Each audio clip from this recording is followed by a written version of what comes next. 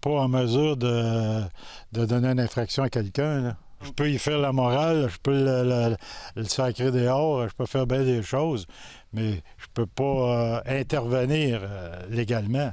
2 agents pour protéger la faune de la vallée de la Gatineau et du Pontiac, ce n'est pas assez, selon ce pourvoyeur.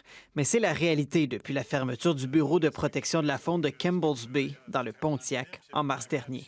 Ça calme les gens, mais à savoir qu'il y en a 2 ou qu'il n'y en a plus, bien là, c'est pas grave, on ne sera pas poignés, tu sais. On veut une confirmation qui ne couperont pas complètement, qui ne feront pas comme dans le Pontiac. La confiance est rompue entre les élus de la vallée de la Gatineau et le ministère de l'Environnement du Québec.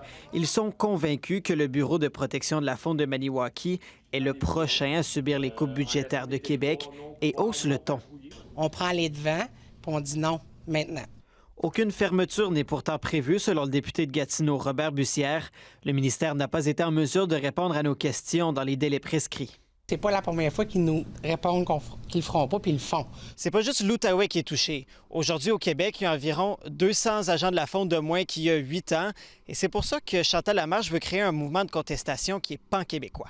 Je vous dirais que les MRC rurales vont embarquer. Je suis convaincu à 100 % Les grosses villes urbaines, je ne sais pas, mais on va voir comment ils vont réagir. Pas plus tard que la semaine dernière, ou il y a une semaine et demie, il y a eu un rassemblement citoyen en avant du bureau de la faune, justement, de notre ville de Témiscamingue. Assurément qu'on va embarquer, on va prendre position. On en a déjà parlé, les maires, on est tous du même avis. On est comme des agents auxiliaires, nous autres. On fait respecter la réglementation. Puis si le client ne respecte pas, bien, il vient plus ici, il s'en va ailleurs. D'ici là, les pourvoyeurs de la région font de leur mieux pour protéger la faune. Ici Antoine Fontaine, Radio-Canada, Gracefield.